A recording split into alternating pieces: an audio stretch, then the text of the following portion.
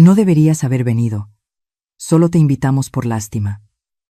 Esa fue la primera frase que mi nuera me dijo en su propia boda, delante de todos, incluso ante Dios. Esa frase fue lo suficientemente afilada como para abrir una larga herida en mi corazón. Pensaban que yo era débil, pobre, superflua.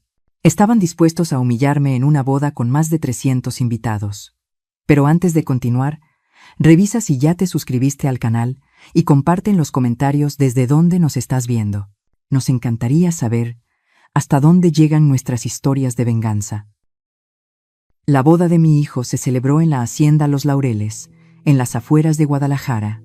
Había estado aquí muchos años antes, cuando era joven, cuando todavía me llamaban Doña Amparo con verdadero respeto y no con el tono burlón de ahora. Este lugar perteneció a mi marido, un hombre bueno que trabajó toda su vida por esta tierra. Después de su muerte, tuve que venderlo pedazo a pedazo para pagar las deudas. Ahora, al entrar, solo era una invitada en mis propios recuerdos. Me senté en la última fila, junto a la zona de servicio, por donde los camareros con camisas blancas pasaban con bandejas de vino y canapés. Valeria, mi nuera, lo había dispuesto así. Dijo: «Quiero que te sientes en un lugar tranquilo, donde nadie te moleste». Pero todos entendían que, en una boda tan lujosa, tranquilo significaba excluido. Miré a mi alrededor y vi a los padres de Valeria sentados en la mesa de honor en el centro del patio. Los señores Robledo, famosos en el mundo inmobiliario de Ciudad de México. Ambos vestían con tal elegancia que la luz se reflejaba en los diamantes del cuello de ella como destellos que me herían los ojos. Nunca ocultaron su actitud al mirarme. La madre viuda y pobre, una simple maestra jubilada, sin fama, sin fortuna, sin nada más que su orgullo. Sebastián, mi hijo, parecía feliz e ingenuo, como todo hombre al lado de una mujer que sabe ocultar su verdadera naturaleza. Había visto algo en los ojos de Valeria desde la primera vez, un orgullo deliberado. Alguien que no quería ser nuera, sino dueña. La ceremonia se desarrolló bajo la luz de farolillos dorados, con el sonido de los mariachis de fondo desde una esquina del patio, melodías alegres que intentaban ocultar la frialdad del ambiente. La gente brindaba, reía, se tomaba fotos.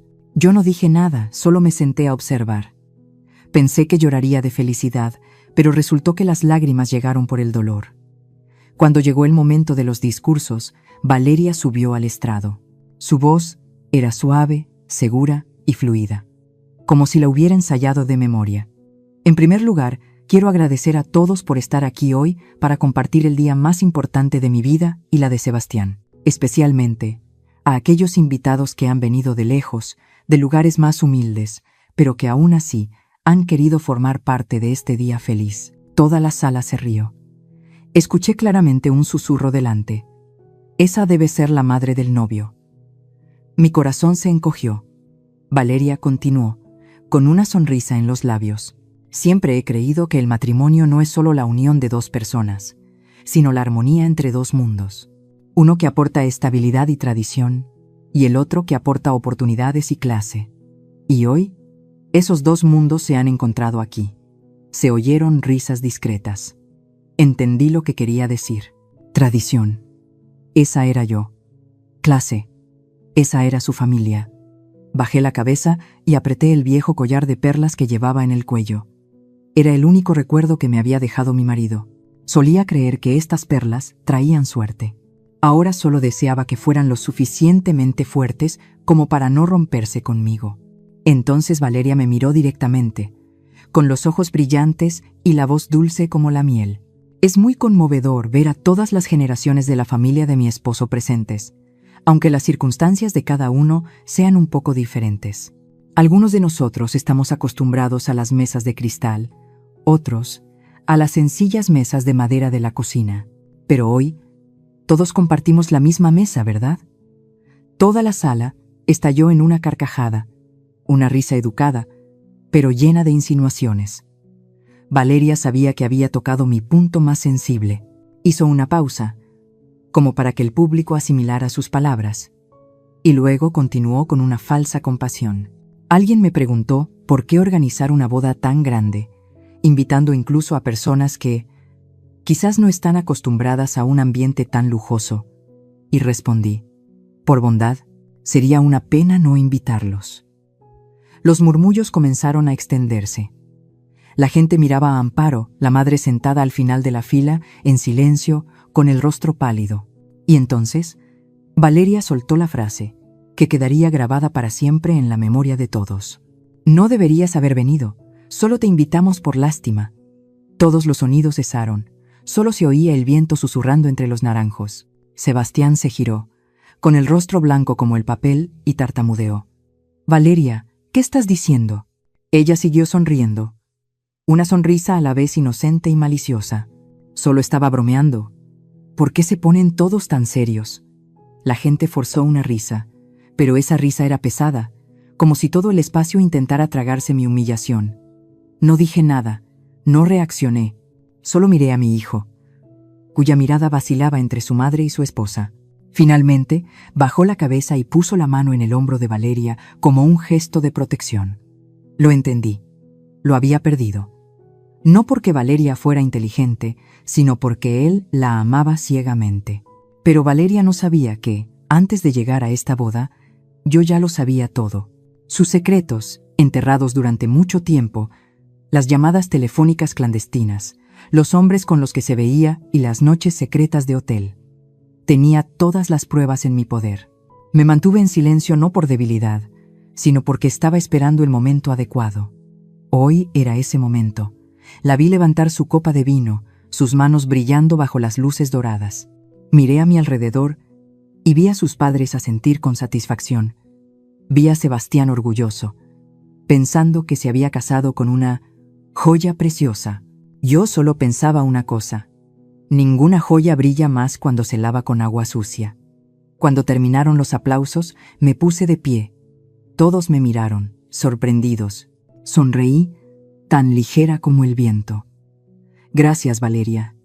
Yo también tengo un pequeño regalo para ti. Un regalo que creo que recordarás para siempre. Su rostro se tensó por un momento, pero luego forzó una sonrisa. Oh, doña Amparo, qué considerada es usted. Tengo mucha curiosidad. Respondí en voz baja, casi en un susurro, lo suficiente para que ella me oyera. No tendrás que esperar mucho. En mi interior, sentía una calma extraña, porque sabía que esta noche, en la misma boda que ella usó para humillarme, yo la haría perderlo todo. Pero antes de revelar mi regalo sorpresa, quiero decir algunas cosas sobre mi vida. Cosas que casi nadie ha sabido nunca. Una vida que ha pasado por pérdidas, sacrificios y silencios tan prolongados que la gente pensaba que ya no tenía sentimientos.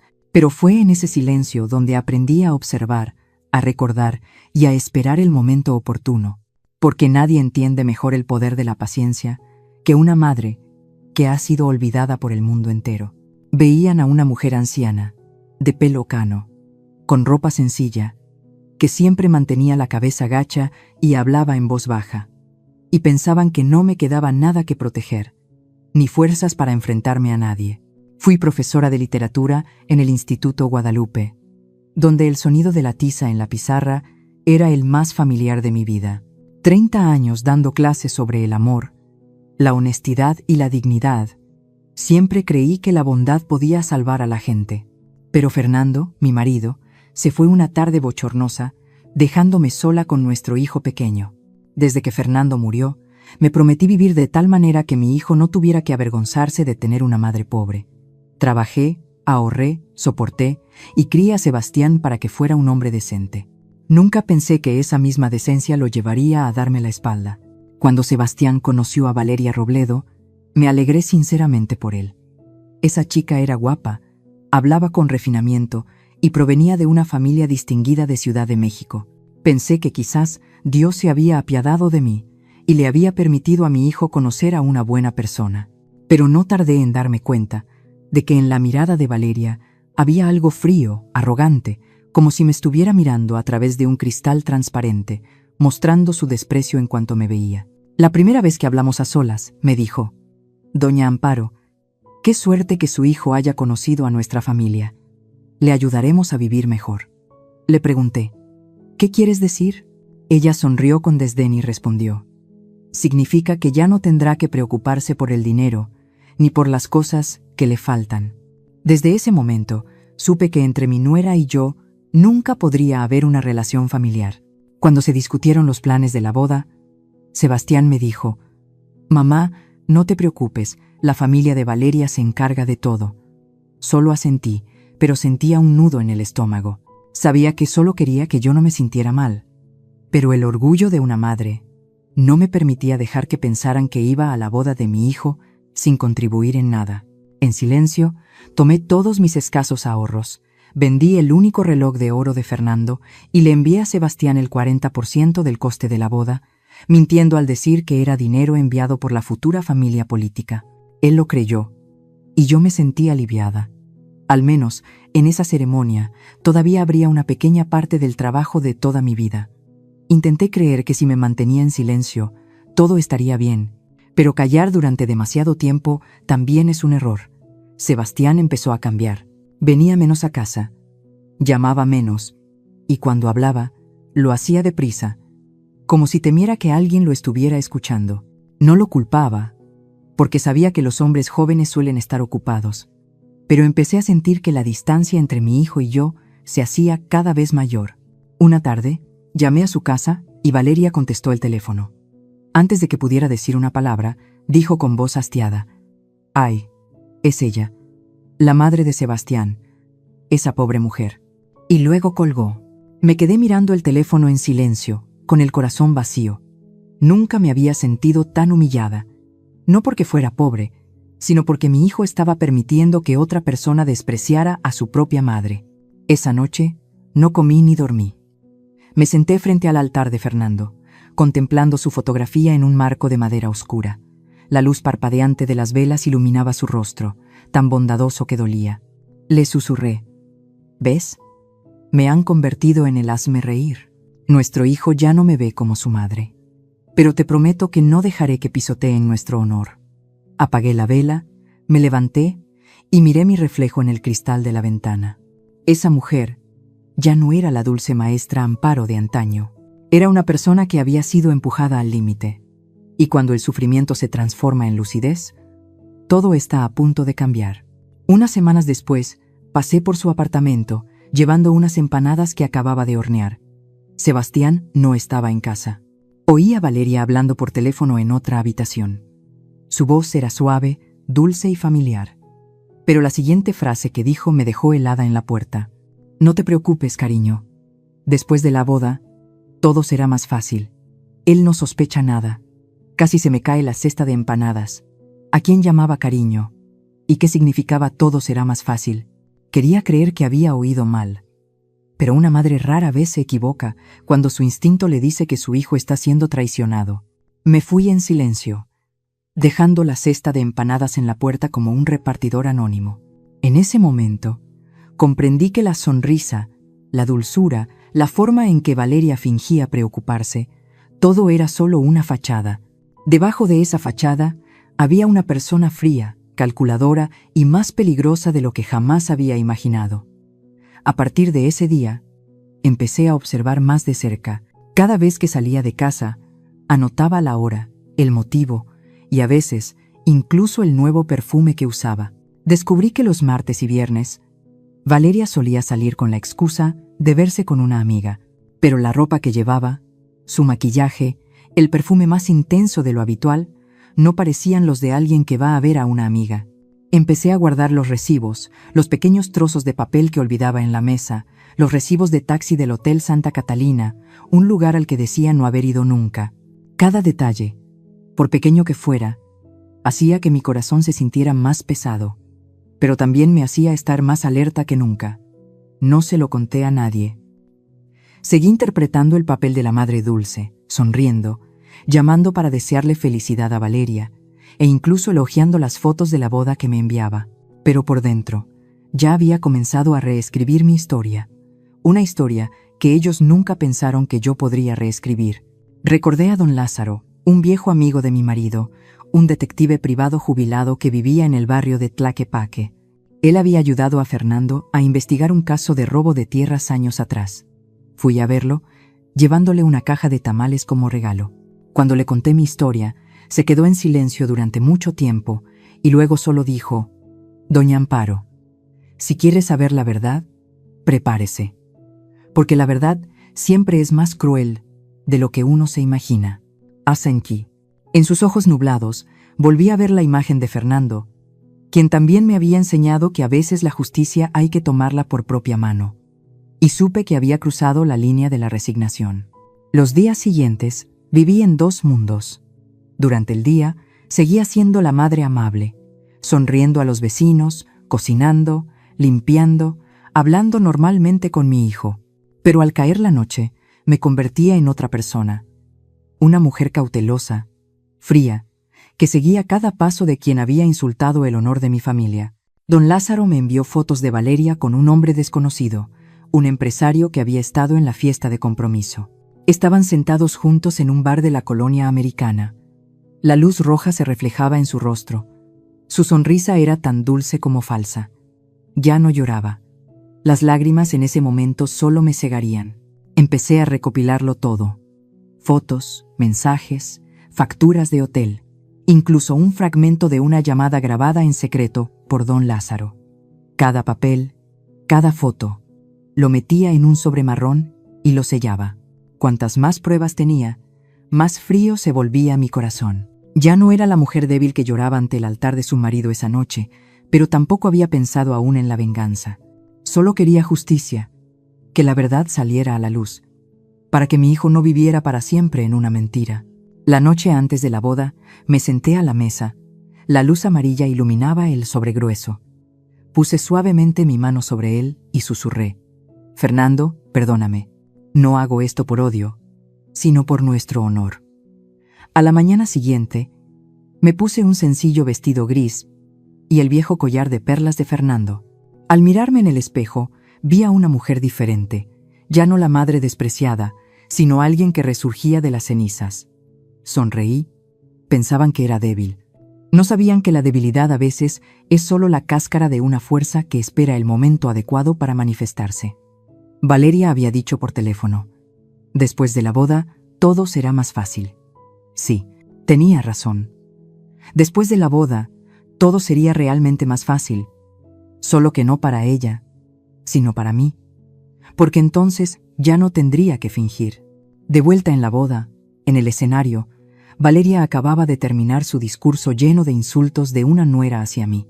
El ambiente en el salón de bodas era tan denso como el olor a vino derramado en el suelo. Cada palabra que pronunciaba estaba envenenada. Cuando el último aplauso se disipó en el aire, supe que mi momento había llegado. Respiré hondo, sintiendo el aire frío llenar mis pulmones. En ese instante, oí claramente el reloj de pared dar 3 campanadas, como si el tiempo también estuviera esperando. Me levanté y caminé lentamente, cada paso resonando claramente sobre el suelo de baldosas rojas. Nadie dijo nada. Solo la música de fondo se desvanecía, como si toda la sala estuviera conteniendo la respiración. El regalo que traía no estaba envuelto en una caja ni tenía lazos. Estaba envuelto en un pequeño sobre marrón que contenía todo lo que a una madre le quedaba: honor, orgullo y las lágrimas ya secas. Mi regalo estaba listo para ser abierto. El coordinador del evento, Miguel Ortega, se acercó a mí. Era la persona con la que me había reunido en privado unos días antes, en un pequeño café cerca de la iglesia de San Miguel. Le había dado una memoria USB y le había dicho una sola frase: «Cuando te haga una señal, reproduce este contenido, ni antes ni después». Miguel era un hombre de pocas palabras, con ojos amables pero agudos. Solo asintió, sin hacer más preguntas. Quizás entendía que una madre nunca haría algo así sin una buena razón. Ahora, en medio de la música y las luces brillantes, vi a Miguel de pie en una esquina de la sala. Su mirada se encontró con la mía como una señal silenciosa. Asentí levemente. Él entendió. Me acerqué al micrófono y dije con voz tranquila: «Gracias por invitarme a este día tan importante. Yo también tengo un pequeño regalo para vosotros dos. Un regalo que creo que, después de hoy, nunca olvidaréis». El ambiente se calmó. Le entregué el sobre a Miguel, quien lo recibió con una inclinación de cabeza, sin apartar la vista de mí. Dije en voz baja: «Ha llegado el momento». Las luces se atenuaron. La gran pantalla detrás de los novios se iluminó. Al principio eran fotos felices, sonrisas, flores, copas de vino, todo preparado para celebrar su amor. Pero luego, en medio de una melodía suave, apareció la siguiente imagen. Valeria en el Hotel Santa Catalina, con un vestido rojo, besando a un hombre desconocido. Toda la sala pareció congelarse. Se oyeron respiraciones agitadas y el leve crujido de algunas sillas al moverse. Miguel estaba en la mesa de control, con la vista fija en la pantalla. Sabía que estaba haciendo lo correcto. En la pantalla, las imágenes se sucedían. Facturas de hotel, recibos de taxi, un fragmento de mensaje de texto con las letras ampliadas y claras. Después de la boda, todo será más fácil. Él no sospecha nada. Nadie hablaba. Nadie respiraba. Valeria se levantó de un salto y gritó: «¡Apágalo! ¡Apágalo ahora mismo!». Pero Miguel permaneció inmóvil. Me miró, esperando una señal. Asentí levemente una vez más. El video continuó.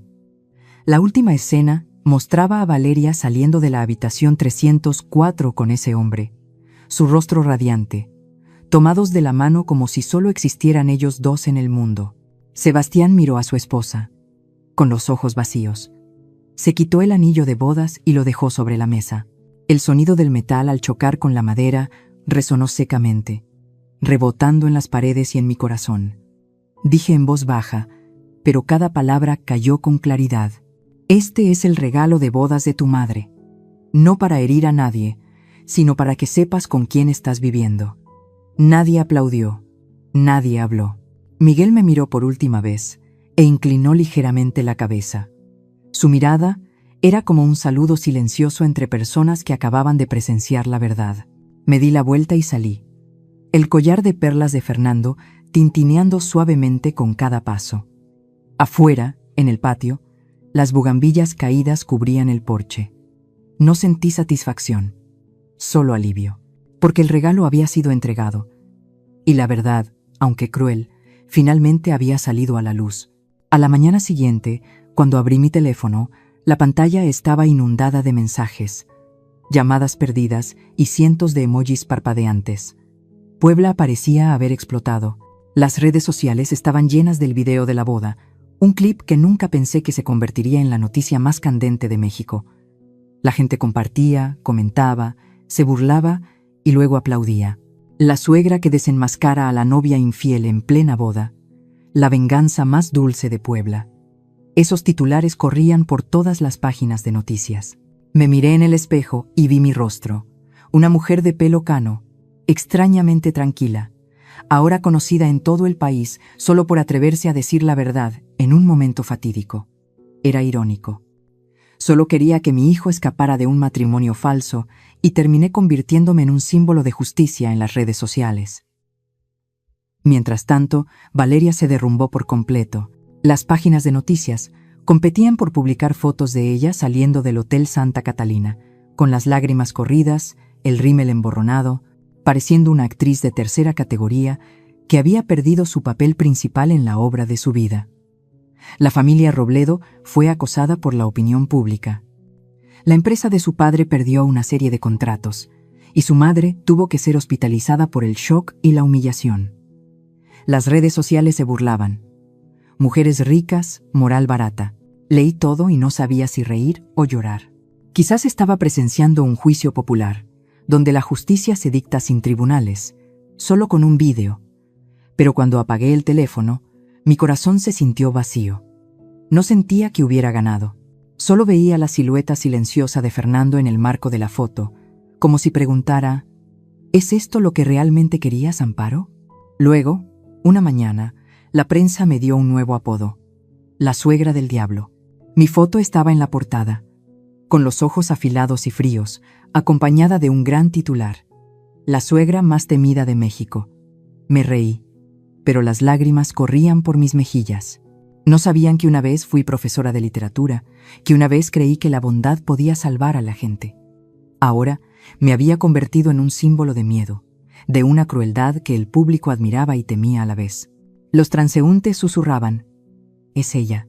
Alguien dejó un ramo de flores en mi puerta con una nota: por la justicia. Pero poco después, alguien más arrojó un papel con una línea garabateada. El infierno te espera. No respondí. A la gente le gusta glorificar la justicia, pero la teme cuando es ejecutada por una mujer. Sebastián desapareció. Ni un mensaje, ni una llamada. Llamé cientos de veces, solo para escuchar la fría voz de la máquina. El número que ha marcado no está disponible en este momento. Esperé día tras día, cada noche poniendo un plato extra en la mesa, para luego verlo enfriarse, helado. A veces pensaba que oía un coche detenerse frente a la puerta. Mi corazón se aceleraba, pero era solo el viento que pasaba. Me preguntaba, ¿salvé a mi hijo o maté lo último que quedaba de nuestra relación madre-hijo? Su silencio era más doloroso que todos los desprecios de Valeria. Una tarde, una joven vino a buscarme, con un abrigo beige, zapatos de tacón bajo y una grabadora en la mano. Doña Amparo, soy Lucía Morales, periodista de El Sol de Puebla, dijo, con una voz dulce y suave como la miel. La redacción quiere comprar el vídeo original. Su historia podría convertirse en una película y usted podría ganar mucho dinero. Miré a esa joven durante mucho tiempo, sus ojos brillantes, llenos de la emoción de alguien que huele la sangre. Le pregunté, «¿Eres joven? ¿Sabes qué es más valioso que el dinero?» Ella se quedó en silencio. Dije en voz baja, mi voz lenta pero firme como un cuchillo, «La dignidad no se vende». Ella inclinó la cabeza, apagó la grabadora y se levantó. Antes de irse, dijo en voz baja, «La gente escribirá sobre usted como una heroína o como un demonio». Sonreí. Si ambos papeles son la misma persona, que elijan ellos. Esa noche llovió en Puebla. Me senté junto a la ventana, mirando las gotas de agua en el cristal empañado que reflejaban la solitaria luz amarilla. El collar de perlas de Fernando brillaba en mi cuello, recordándome los años pacíficos perdidos. Pensé en Sebastián, el hijo que había criado con toda mi vida, ahora evitándome como si fuera un pecado. Le había dado la verdad, pero también le había robado su última pizca de paz. Susurré con voz temblorosa, «Hijo mío, solo quería que vivieras de verdad, pero quizás preferirías vivir en una mentira».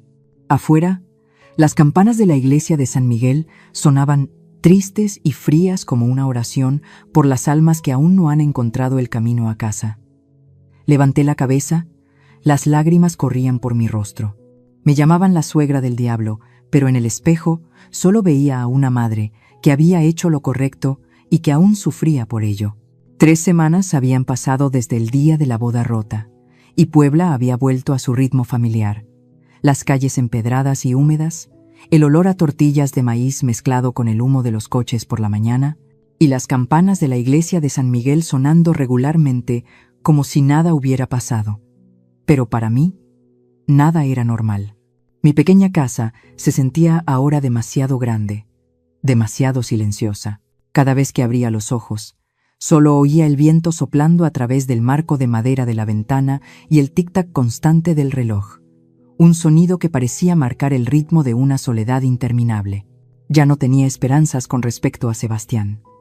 Después del día en que salí del salón de banquetes, dejándolo todo atrás, él desapareció como si nunca hubiera existido. Me había acostumbrado al silencio. Hasta esta mañana, cuando el teléfono vibró y la pantalla se iluminó con un breve mensaje de texto. «Mamá, necesito verte». Solo 6 palabras, pero hicieron que mi corazón se detuviera por un instante. Me quedé mirando la pantalla durante mucho tiempo, sin saber si temblaba de miedo o de esperanza. Nos citamos en la Estrella Azul, un antiguo café en la calle Juárez, donde los azulejos azules descoloridos contaban cientos de tristes historias de amor. Muchos años antes, Fernando me había llevado allí en nuestra primera cita. Me pidió un café de olla, con aroma a canela y piloncillo, y me dijo que el amor, si era verdadero, también debía tener el amargor del café para perdurar. Hoy, al entrar en el café, el aroma del café seguía siendo tan intenso como entonces. La única diferencia era que la persona que me esperaba no era Fernando, sino el hijo que compartía sus mismos ojos. Sebastián ya estaba sentado en la esquina de siempre, donde la luz amarilla se proyectaba sobre la vieja mesa de madera. No se levantó, no sonrió, solo asintió. Yo también asentí y me acerqué, lentamente, como si temiera despertar un sueño. Un viejo bolero sonaba desde el altavoz de la pared. Contigo en la distancia, una canción que toda mujer mexicana conoce. Me senté, agarrando mi taza de café caliente con ambas manos, como para ocultar mi temblor. Nadie dijo nada. La lluvia golpeaba rítmicamente el tejado de tejas, mezclándose con el aroma del café tostado y el olor a impermeable húmedo de un cliente recién llegado. Sebastián miraba por la ventana, con la mirada sombría, como si estuviera mirando a través de mí sin verme realmente. Finalmente habló. ¿Por qué lo hiciste? Su voz era baja, pero suficiente para darme un escalofrío. Me quedé en silencio unos segundos y luego le pregunté, ¿de qué habla Sebastián? Se giró para mirarme directamente a los ojos. Sus ojos brillantes pero llenos de resentimiento. Seguir a Valeria, revisar su teléfono y luego humillarla. Humillarme a mí también frente a cientos de personas. ¿Crees que eso es amor? Al oírlo, sentí que mi corazón se ralentizaba. En ese instante, el suave tintineo de una cuchara de metal contra la taza sonó como un cuchillo. Quise tomar la mano de mi hijo, pero él la mantuvo debajo de la mesa como si temiera que lo tocara. Respiré hondo y dije en voz baja, casi lo suficiente para que solo nosotros dos lo oyéramos. Hijo, no podía salvarte sin perderte primero. Sebastián se quedó quieto, en silencio, pero sus ojos vacilaron. Vi en ellos dolor, amor y traición. Una parte de él quería entender, pero la otra no podía perdonar. Lo entendí, porque ni siquiera yo me había perdonado a mí misma. Ninguna madre quiere que su hijo se convierta en el hazmerreír, pero ninguna madre puede soportar ver a su hijo siendo engañado.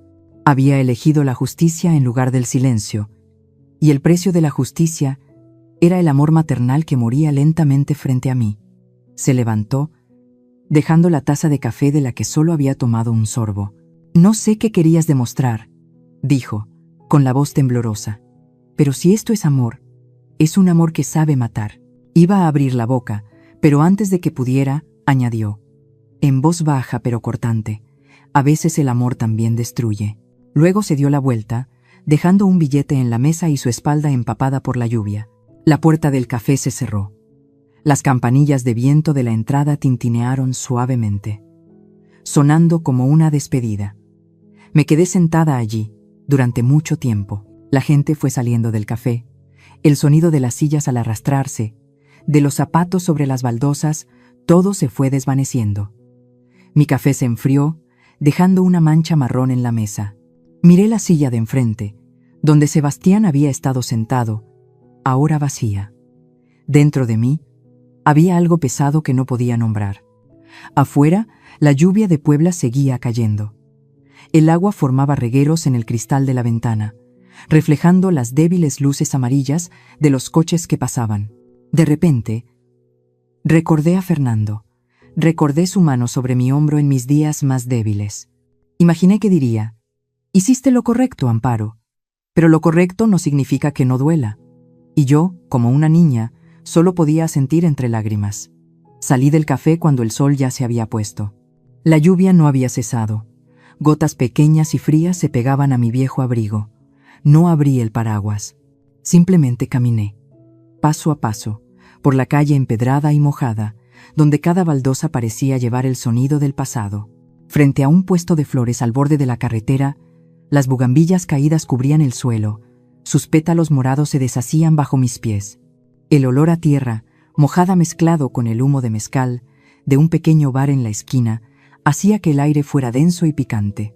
Miré hacia el cielo gris y nublado, preguntándome si Sebastián recordaría que Puebla seguía siendo nuestra ciudad. La ciudad donde su padre una vez sonrió, donde una vez creí que el amor podía redimirlo todo. Al llegar a casa, colgué mi abrigo y volví a encender la pequeña vela frente al altar de Fernando. La débil luz iluminaba su rostro en el marco de madera. «Cariño», dije en voz baja, «hoy nuestro hijo me ha mirado con los mismos ojos que tú tenías cuando estabas decepcionado». Hice una pausa, con un nudo en la garganta. «Pero no me arrepiento, Fernando. Si tengo que sufrir para que él no viva en una mentira, puedo soportarlo». El viento sopló suavemente a través de la ventana, la vela se inclinó, como si él estuviera escuchando. Miré la mesa, y vi el viejo collar de perlas brillando bajo la luz del fuego, el único símbolo que quedaba del pasado. Lo tomé suavemente, lo apreté, y en ese momento me di cuenta. A veces hacer lo correcto no trae paz, solo te enseña a vivir con el dolor, como una cicatriz que el tiempo nunca borra. Afuera, las campanas de la iglesia de San Miguel volvieron a sonar, profundas, largas, extendiéndose por el cielo nublado. Cerré los ojos y suspiré.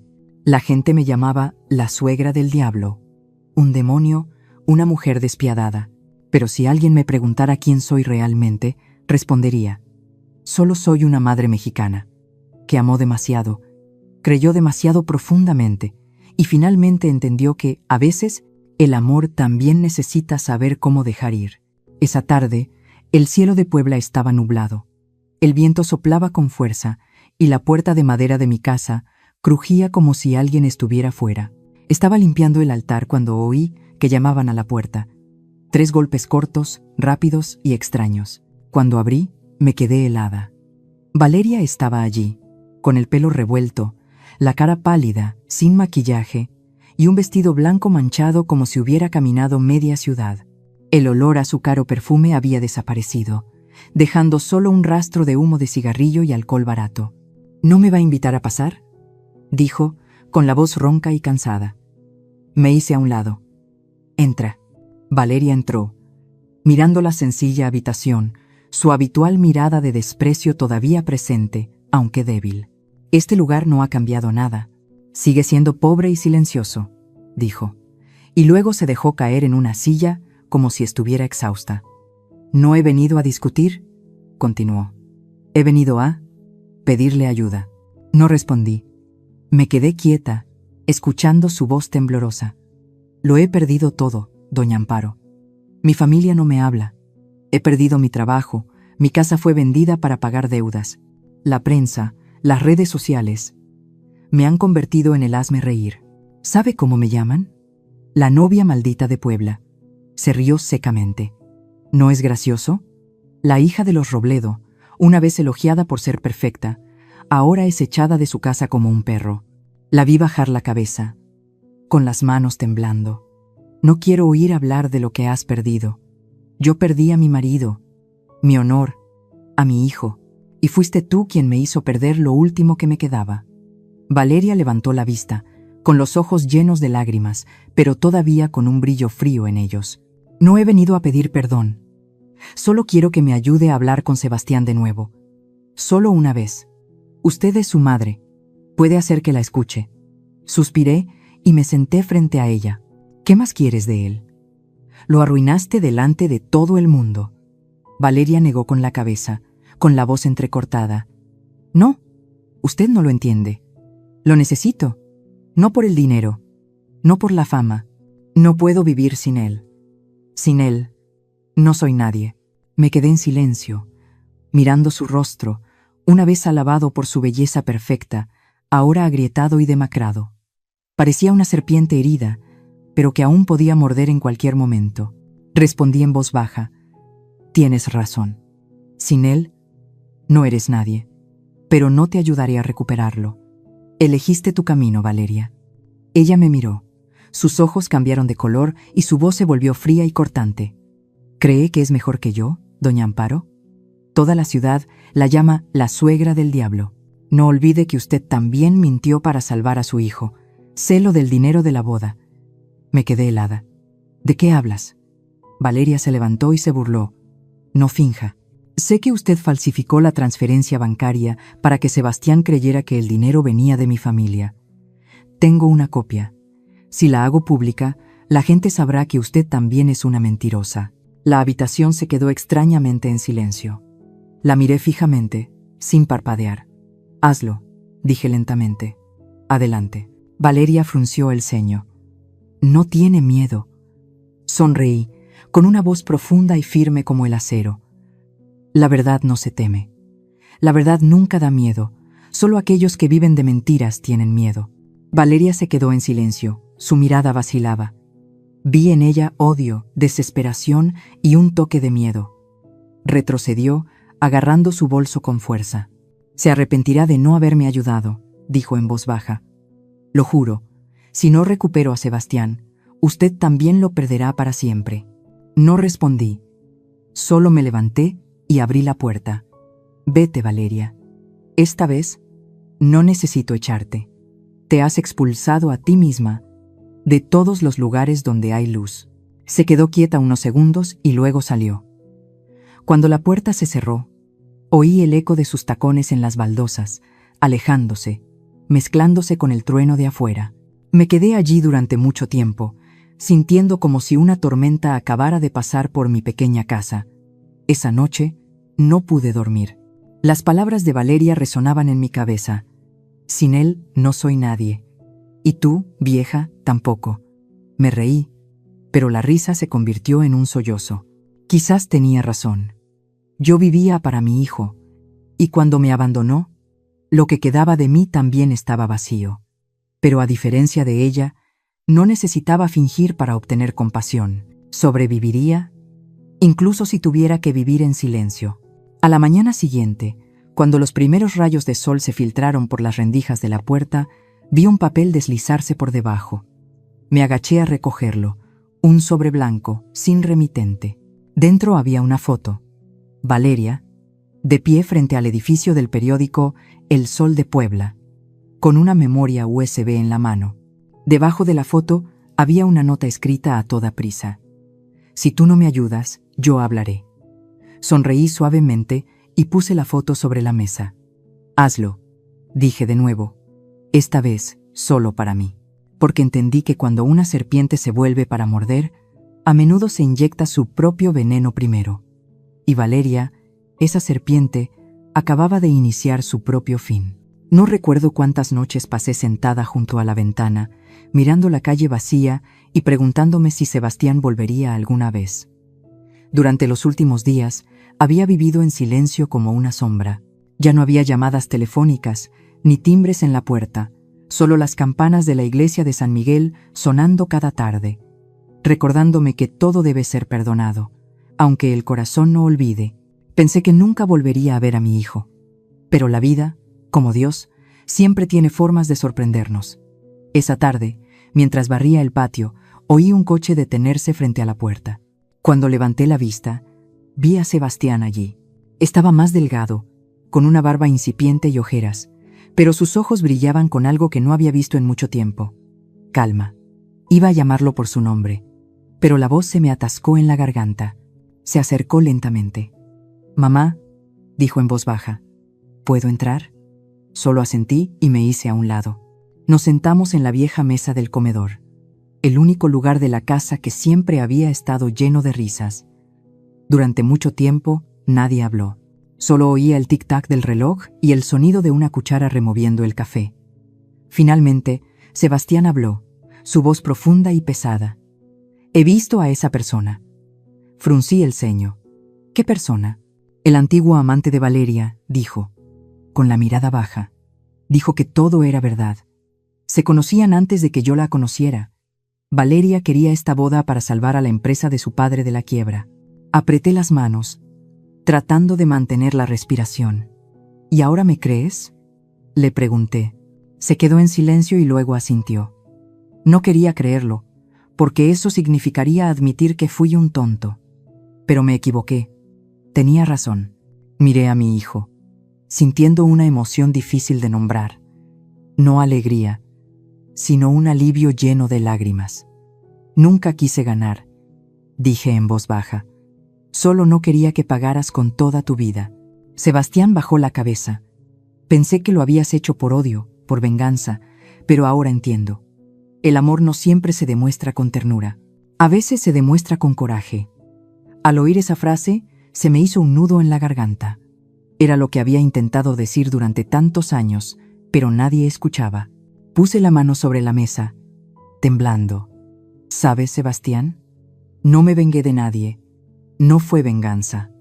Fue justicia. Porque si la verdad se entierra, los mentirosos vivirán felices a costa del dolor de los demás». Levantó la cabeza, me miró, y vi en sus ojos la sombra de Fernando, profunda, cálida y llena de remordimiento. «Estaba enfadado contigo, ¿sabes?», dijo, con la voz temblorosa. tan enfadado que quería desaparecer. Pero luego, cuando conocí a ese hombre, me di cuenta. Solo hiciste lo que nadie más se atrevió a hacer. Sonreí levemente. Una sonrisa cansada. No soy valiente, hijo. Simplemente no podía soportar verte traicionado. Me quedé en silencio durante muchos años, dejando que otros pisotearan el honor de tu padre. Juré que nunca volvería a permitir que eso sucediera.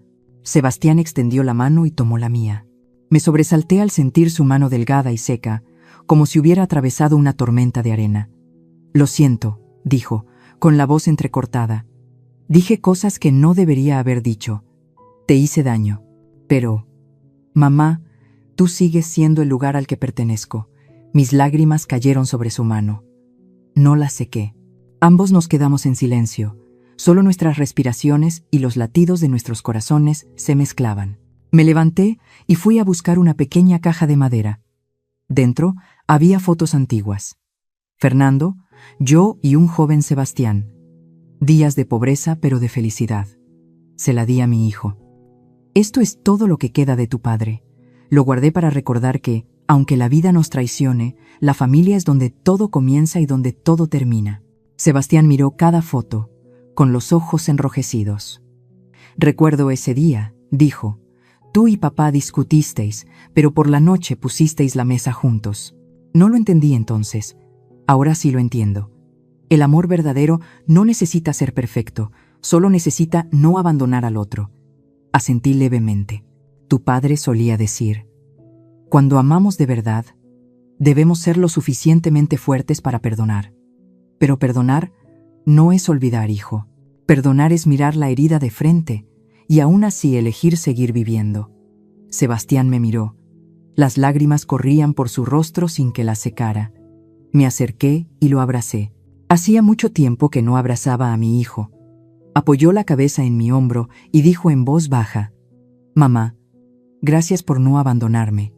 Nos quedamos abrazados así, sin decir nada más. En ese momento, todas las distancias, todos los malentendidos, todo el dolor se desvaneció. Oí las campanas de la iglesia sonar en la calle, una por una, lentas y profundas. No sabía si eran las campanas de la expiación o de la salvación. Solo sabía que, por primera vez en muchos años, sentía paz en mi corazón. Cuando Sebastián se fue esa noche, lo acompañé a la puerta. Antes de irse, se dio la vuelta y sonrió. La sonrisa de un hijo que se había perdido y ahora había encontrado el camino a casa. Vendré a visitarte a menudo, dijo. Y si alguien pregunta, diré que mi madre es la mujer más valiente de Puebla. No respondí. Solo puse mi mano sobre mi pecho, sintiendo mi corazón latir lenta y firmemente. Cerré la puerta y me miré en el espejo que colgaba junto al altar. En él vi mi rostro envejecido, lleno de arrugas, pero mis ojos brillaban más que nunca. Reflejada a mi lado estaba la sombra de Fernando, sonriendo, como si asintiera. Dije en voz baja, gracias, cariño. Nuestro hijo ha vuelto. Esa noche, la música volvió a sonar desde la plaza de Puebla. Encendí una vela y junté las manos en oración. Ya no rezaba por justicia ni por venganza, sino para que mi corazón fuera lo suficientemente suave para volver a amar, lo suficientemente fuerte para perdonar y lo suficientemente tranquilo para sonreír cada vez que miraba a mi hijo. Porque al final, entendí. Todo lo que queda en este mundo, después de que todas las tormentas han pasado, es una sola cosa: el amor de una madre. Después de que Sebastián regresó, el viento ya no aullaba a través de las ventanas de mi casa. En su lugar, se oían sus pasos familiares, el sonido de él arreglando las bisagras, repintando las paredes, e incluso preparándome una taza de café por la mañana. Todo el vecindario empezó a mirarme de otra manera. Ya no susurraban la suegra del diablo, sino que me llamaban Doña Amparo, la que enfrentó la mentira con la verdad. Pero yo sabía mejor que nadie que en Puebla, la paz siempre es frágil. Justo cuando la gente piensa que todo ha terminado, el pasado se cuela de nuevo, como el viento nocturno a través de las rendijas de una puerta. Esa tarde, mientras regaba las bugambillas en el porche, un coche de policía se detuvo frente a la puerta. Un joven oficial me entregó un sobresellado con un sello oficial. Dentro había una carta. La letra era inclinada y apresurada, pero reconocí esa escritura de inmediato. Era de Valeria.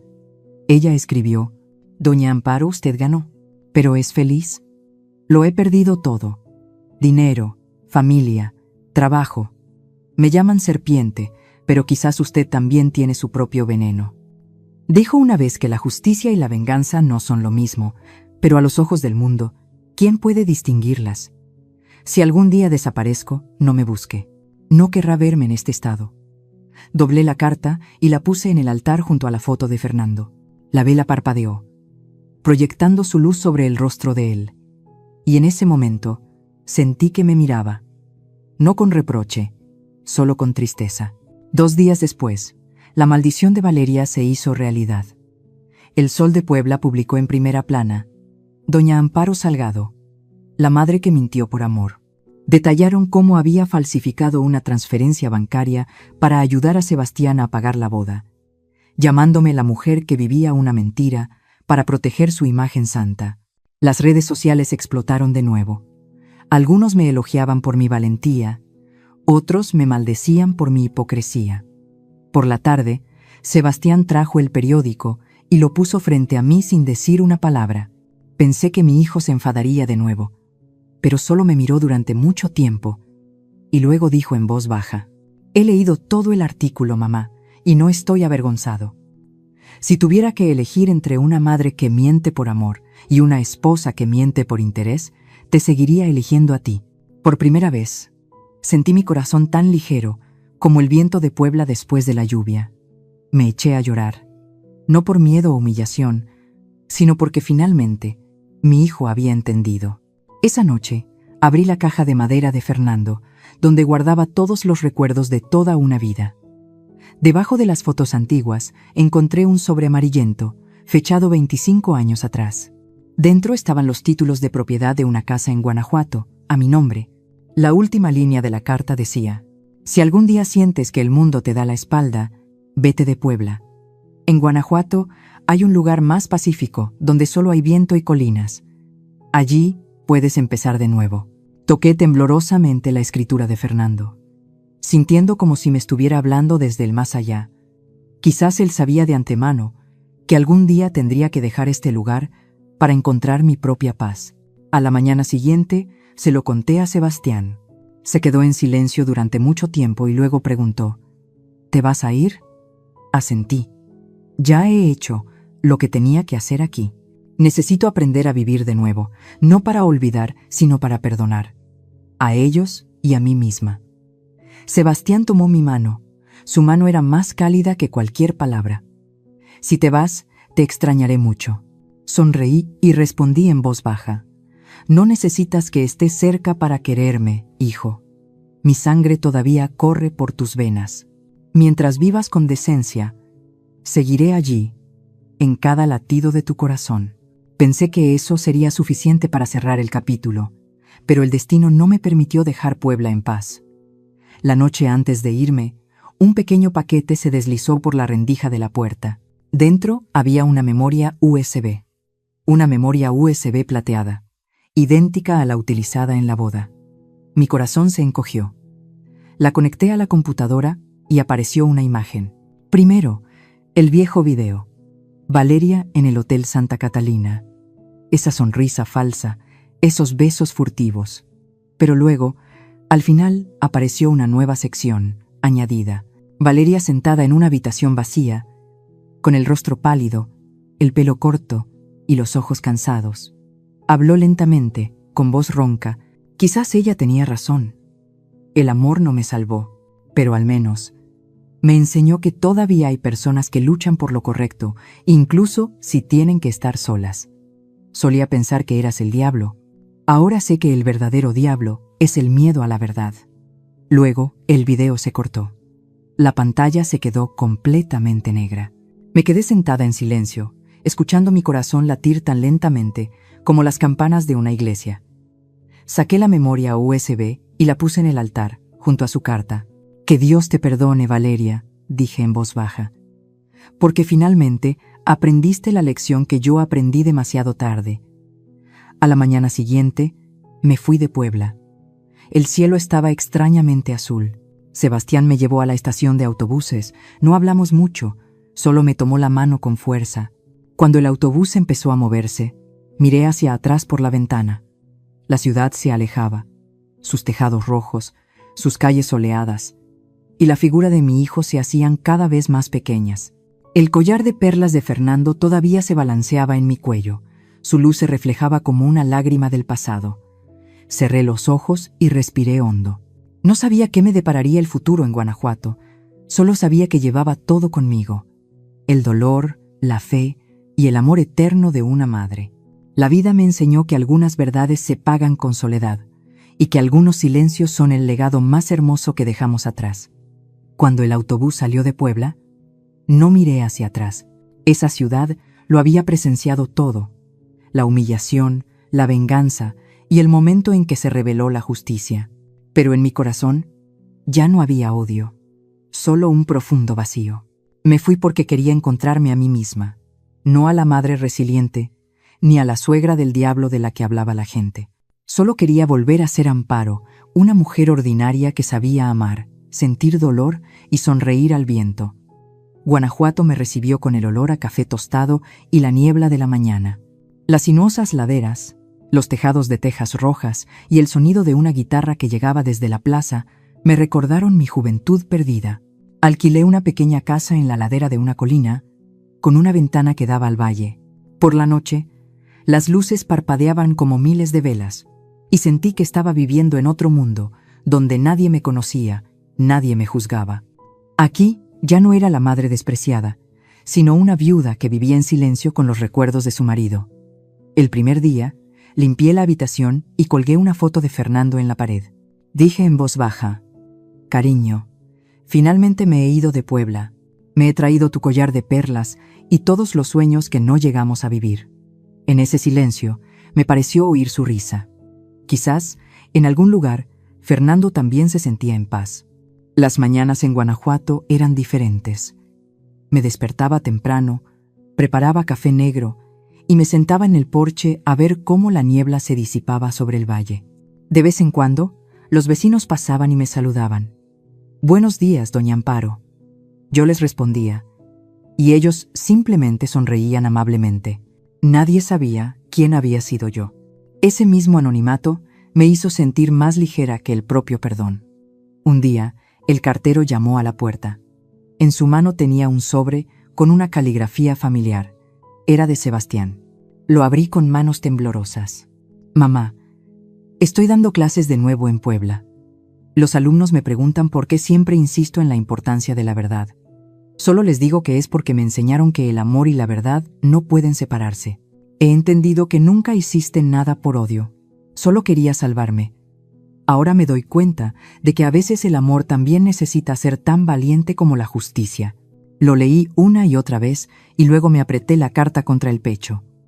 Las lágrimas cayeron, pero esta vez eran cálidas como la lluvia de primavera. Después de tantos años, mi hijo finalmente había entendido. Seguía oyendo rumores sobre Valeria. Algunos decían que se había ido a Oaxaca, que trabajaba en un convento ayudando a huérfanos. Otros decían que había desaparecido. Pero una noche, cuando abrí la memoria USB que se había usado en la boda, solo para borrarla, para cerrar el pasado, descubrí un video adicional. Valeria estaba sentada en una habitación vacía, con el pelo corto, la cara delgada y los ojos cansados. Dijo en voz baja: «Ella tenía razón. El amor no pudo salvarme, pero al menos me enseñó que hay personas que siguen luchando por lo correcto, incluso si tienen que estar solas». Me quedé en silencio, sin regodeo, sin resentimiento, solo una suave tristeza, como la última lluvia de la temporada. Tomé 2 velas blancas, una para Fernando y otra para Valeria, y las encendí una al lado de la otra. «Vosotros dos», susurré, «ambos me hicisteis daño, pero gracias a eso aprendí a amar de la manera correcta». El tiempo pasaba lentamente. Empecé a enseñar a los niños pobres del pueblo a leer y escribir. Una pequeña habitación, unas cuantas mesas viejas, una pizarra con la pintura desconchada. Cuando escribí la palabra dignidad en la pizarra, una niña preguntó: «Señorita, ¿qué significa esa palabra?». Sonreí. Es algo que nadie puede quitarte, a menos que tú misma lo pierdas. Se miraron entre sí y luego leyeron la palabra en voz alta al unísono, sus voces claras resonando durante toda la tarde. Con cada día que pasaba, sentía que volvía a vivir, sin necesidad de honor, sin necesidad de reconocimiento. Solo ver a los niños reír, enseñarles a vivir con decencia, era suficiente felicidad para mí. Guanajuato se convirtió en el lugar donde me reencontré conmigo misma, donde renací del silencio. Una noche, cuando el viento soplaba desde las colinas, salí al balcón y miré las luces esparcidas por el valle. Dije en voz baja: Fernando, lo he conseguido. Ya no le tengo miedo a la oscuridad. En ese momento, me pareció oírle responder, tan suave como un suspiro: Ya eres libre. Miré al cielo. Las estrellas de Guanajuato eran tan brillantes que parecía que se podían tocar con la mano. Sabía que, en algún lugar, dos almas sonreían. Un hombre que una vez me amó y una mujer que una vez me odió. Ambos me habían enseñado lo más importante. La verdad a veces es dolorosa, pero es el único camino hacia la liberación. Y yo, la mujer que una vez fue humillada, que una vez fue llamada demonio, ahora era solo una madre ordinaria, viviendo entre las colinas, enseñando a los niños y sonriendo cada vez que salía el sol. Había renacido, no por venganza, sino por atreverme a enfrentar mi propio dolor. Había pasado un año desde que me fui de Puebla. En Guanajuato, el tiempo pasaba tan lentamente como las campanas de la vieja iglesia. Todas las mañanas, seguía enseñando a los niños a leer, a escribir y a escuchar la verdad en sus corazones. Pensé que viviría el resto de mi vida aquí, en silencio y en el anonimato. Pero entonces, una carta me hizo volver. Era de Sebastián. Mamá, quiero que vuelvas a Puebla. Hay algo que deberías ver con tus propios ojos. Eso era todo. Sin explicaciones, sin una dirección específica. Pero entendí que era hora de cerrarlo todo. El viaje en autobús de regreso a Puebla duró 8 horas. Cuando las ruedas giraron hacia la carretera familiar, mi corazón se ralentizó. La ciudad seguía siendo la misma, ruidosa, polvorienta y con un fuerte olor a comida del mercado. Pero lo que era diferente era que ya no tenía miedo. Me bajé del autobús. El sol de la tarde proyectaba un resplandor dorado sobre las paredes de ladrillo. Una mujer me reconoció, señaló y le susurró a su amiga: «Mira, doña Amparo, ha vuelto». Lo oí claramente, pero no bajé la cabeza como antes, simplemente sonreí. Sebastián me esperaba en la plaza del Zócalo. Parecía diferente, tranquilo, fuerte, su mirada ya no era ingenua. Cuando me vio, se acercó y me abrazó con fuerza. «Te he echado de menos», dijo. Se me hizo un nudo en la garganta. Solo pude acariciarle la espalda como cuando era un niño. Nos sentamos en un banco de piedra. El viento de la iglesia de Santa Clara soplaba, trayendo consigo el suave sonido de las campanas. «¿Sabes, mamá?», dijo Sebastián. «En el último año, la gente de Puebla ya no te llama la suegra del diablo. Ahora te llaman la mujer del sobremarrón, la mujer que cambió el destino con un sobremarrón». Me reí. «Suena como un cuento popular». «Pero es una historia real, mamá», respondió. «Y es una historia que ha dado a mucha gente el valor para defender su honor». Paseamos por el antiguo mercado, donde una vez los chismes me habían apuñalado el corazón como cuchillos afilados. Ahora, los vendedores me llamaban con voz familiar. «Buenos días, doña Amparo». Una joven se detuvo y dijo: «Gracias. Gracias a su historia, me atreví a dejar al hombre que me despreciaba». Sonreí y le tomé la mano. «Aferra a tu orgullo. Nunca lo pierdas, ni siquiera por amor». Por la tarde, Sebastián me llevó a la antigua casa. La puerta seguía abierta, el altar de Fernando seguía allí, solo que cubierto por una fina capa de polvo. Encendí 2 velas y dije en voz baja: «¿Ves? Todo ha terminado. Nuestro hijo ha encontrado su camino». La vela se inclinó ligeramente, como si él la sintiera. Sebastián abrió un armario y sacó una pila de papeles. «Quiero que veas esto». Eran los documentos de solicitud para abrir una pequeña escuela en Puebla. Leí el nombre: Escuela Amparo Salgado. Lo miré. Las lágrimas corrían por mis mejillas. «¿De verdad lo vas a hacer?». «Por supuesto. Sonrió. La escuela enseñará a los niños pobres. Les enseñará sobre la honestidad, sobre cómo protegerse sin herir a los demás. Como tú me enseñaste. Me reí entre lágrimas. Ese nombre es un poco grandilocuente, respondió de inmediato. No es grandilocuente, porque es la verdad. Esa noche nos sentamos en el porche. Sebastián sirvió 2 vasos de mezcal. Un brindis por ti, mamá, dijo. La mujer que ganó con la verdad. Choqué mi vaso con el suyo y me reí. No, un brindis por la justicia y por aquellos que se atreven a decir la verdad, incluso cuando son odiados. El mezcal era fuerte, pero cálido. Miré a mi hijo y reconocí en él los ojos de Fernando, gentiles pero fuertes. La noche de Puebla era más brillante de lo que recordaba. A lo lejos se oía el sonido de los mariachis, mezclado con las risas de los transeúntes. Salí al patio y miré las estrellas. En mi corazón, todos los recuerdos, tanto buenos como malos, de repente se sintieron tan ligeros como el viento. Pensé en Valeria. Quizás seguía en algún lugar, aprendiendo a vivir una vida diferente. No esperaba volver a verla, pero si lo hiciera, le diría: gracias. Gracias a ti. Recordé que el orgullo no necesita gritar, solo necesita mantenerse firme. El viento sopló suavemente, trayendo consigo el olor a tierra después de la lluvia. Me giré hacia Sebastián y le dije en voz baja: ¿sabes? La gente dice que me vengué, pero la verdad es que nunca quise destruir a nadie. Solo quería que vieras la luz en la oscuridad. Se quedó en silencio y luego asintió. Continué: nunca fue venganza. Fue amor disfrazado de justicia. Sebastián me apretó la mano con fuerza. Mamá, te prometo que no dejaré que esa luz se apague. Lo miré. Una sonrisa se extendió lentamente por mis ojos. No necesitas prometerlo. Solo vivir con decencia es suficiente. Cuando entró en la casa, me quedé allí, mirando al cielo estrellado de Puebla. En ese momento, sentí que Fernando estaba allí, sonriendo conmigo. Dije en voz baja: cariño, finalmente lo entiendo. Perdonar no es olvidar, sino no dejar que el pasado te defina. Y la verdadera justicia no reside en el aplauso del mundo, sino en la paz que sientes al mirarte en el espejo. El viento nocturno movió suavemente el collar de perlas en mi cuello. Su luz se reflejó como una lágrima del amanecer. Cerré los ojos, sonreí y supe que mi viaje había llegado a su fin.